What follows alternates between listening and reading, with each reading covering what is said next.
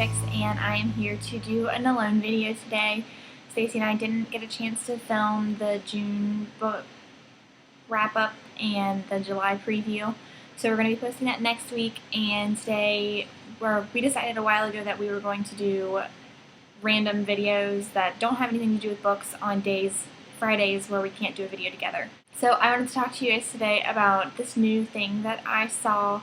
I saw it first on Netflix. It's a documentary video, and it's called Forks Over Knives.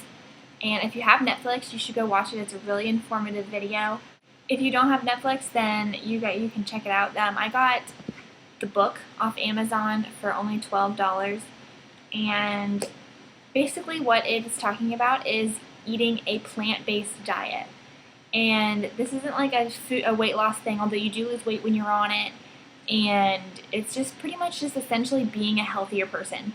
Because of like a couple decades ago, when we started processing foods and making like frozen dinners and packaged meals and things like that, they were misled and thought that the only way that you can get protein is animal protein.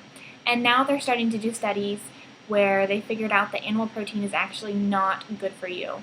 It's not bad, like it's not necessarily bad for you, but it is kind of bad for you if you consume too much of it. Because if you think about it, the animal is taking in their protein, they're taking in their vegetables, and then they're turning it into what their body needs, and then we're eating that. So that's kind of gross if you think about it, because we're eating like pretty much their sloppy seconds, because they get the vitamins and the richness from the plants that we're supposed to be eating, and we're taking their protein.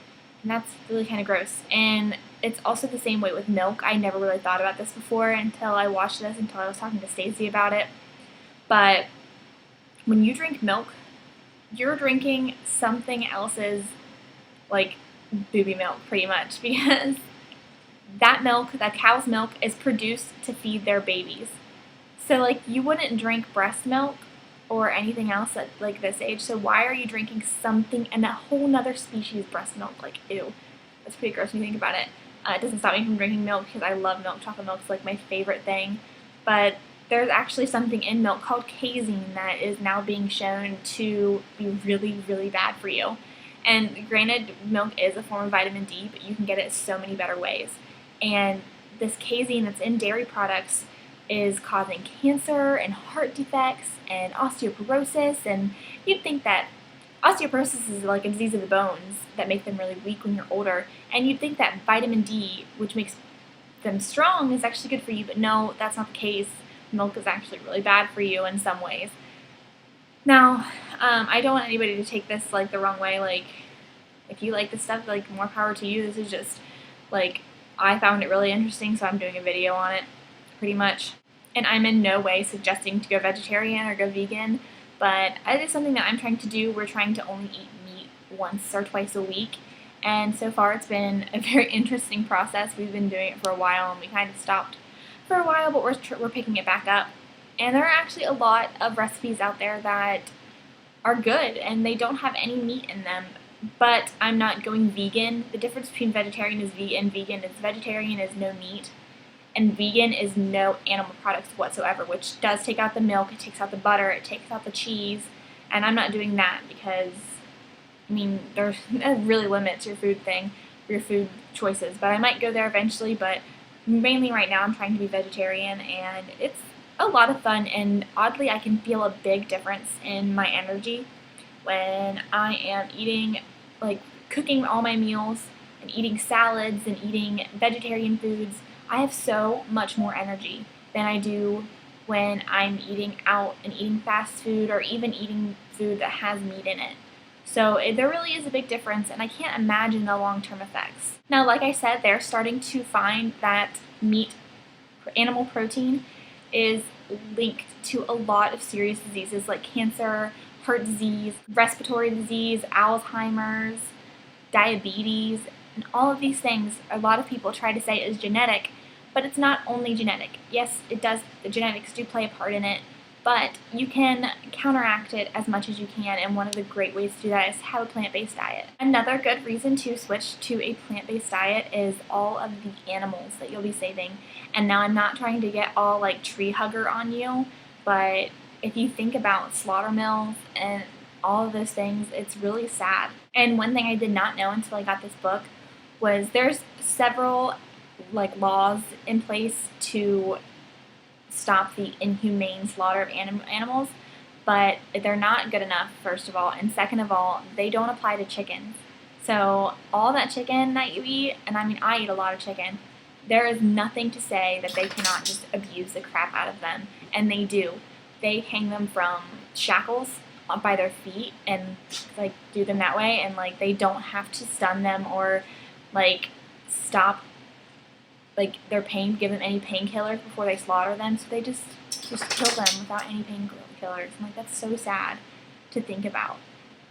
And like they're all packed in such tight spaces, not even just chickens, also pigs and cows.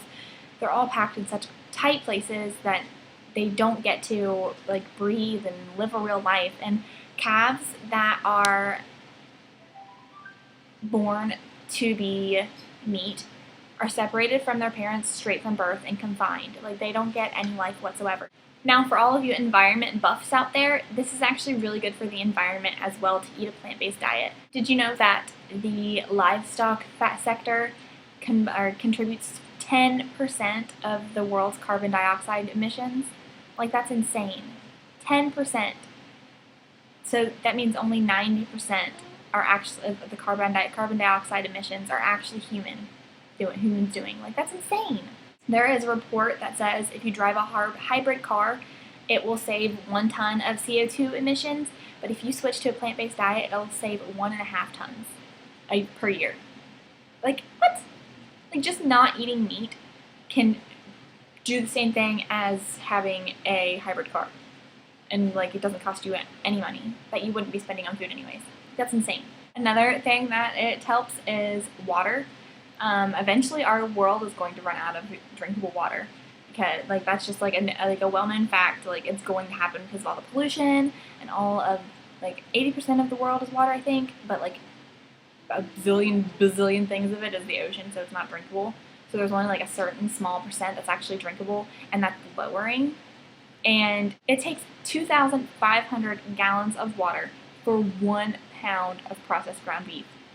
Are you kidding? Like that's nuts. And it only takes 250 for wheat. Another scary fact about the water is they have to grow certain plants to raise livestock for beef or whatever kind of meat it is, and it takes 2 to 5 times more water for those plants than it does for plants that are going to be eaten by us. Like how? I don't understand how that's possible, but that's what this book says, so that's crazy. So I just want to read you a couple facts from this book that I got. I watched a documentary too, but it's like a really long documentary, so I don't really remember a lot of the facts, but this is crazy. It says, if the entire U.S. population were to adopt a plant-based diet for just 1 day, the nation would conserve the following resources: 100 billion gallons of drinking water, enough for every person in every home in New England for nearly 4 months. 1.5 billion pounds of crops, enough to feed the entire population of New Mexico for over 1 year. 70 million gallons of gasoline, enough to fuel every car in Canada and Mexico. And 33 tons of antibiotics. And it says, meanwhile, the following environmental damage would be prevented: 1.2 million tons of CO2 greenhouse gas emissions, so that would be that much less emissions in the air, in the atmosphere. 3 million tons of soil erosion, 4.5 million tons of animal waste, and 7 tons of ammonia emissions. All for switching to only eating a plant-based thing for 1 day. If everyone did it, that's crazy. Like, do it. Like, why not for 1 day? Like, what can hurt? Now, it's really hard to switch to a vegetarian diet because I'm so used to cooking things like meat, side dish, and then like grain. Like, so I would have like meatloaf, mashed potatoes, corn, and like bread and butter. And like that's a huge meal. And that, think about all those calories, all that meat, and all that. Ugh, like thinking about it now, it's just like insane to think about. Like now, like potato soup or something, or we had spinach mushroom pizza the other day, and that had cheese on it, so it wasn't a vegan, completely plant-based, but it was still delicious and didn't have any meat in it, and I felt great afterwards. So this book has 125 plant-based recipes, and they sound really, really amazing, and I cannot wait to try some of them out, so probably I will share them with you guys. If you guys are looking for vegetarian recipes, Pinterest is a really good place to look. I have a zillion Pinterest recipes, or vegetarian recipes, pinned on Pinterest. And I also have a craft blog. I didn't really want to say anything about it because I wanted to keep the two things separate. But I've been starting to post vegetarian recipes on there. I posted the recipe for the spinach mushroom pizza that I made the other day on there. So I'll put a link to that down below in case you guys want to follow it and get those recipes when I post them. Or, you know, I don't care. But yeah, so I just wanted to share with you guys and put this on your radar because I had no idea about any of this stuff. I had no idea that switching to a plant-based diet would not only keep you healthier, prevent heart disease, cancer, cardiovascular disease. That's the same thing. I don't know why I keep saying that. Respiratory disease and other things. And then I didn't know it only did that, but it would also help the environment. It's insane. And not to mention, when I eat mostly vegetarian recipes, I spend about 10 minutes in the produce section, and because I'm just getting all kinds of different produce from mushrooms to eggplants to celery and all kinds of stuff. And when you do that, you save so much money. I thought that eating that way would be way more expensive, but it's not. The meat is actually the most expensive thing that I buy when I go grocery shopping, and that's insane. It's something that you guys should consider. You should watch a documentary. I mean, why not? If like you're just gonna be sitting there watching The Office or Teen Wolf or Teen Mom or something like that, The Real World, why not take some time to watch an actual documentary and learn a little bit about this plant-based diet thing?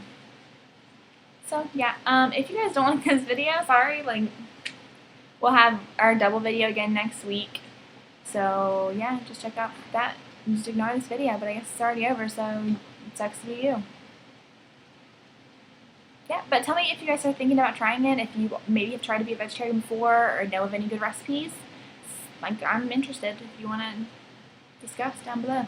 So, I'm Jessica with Chapter Chicks.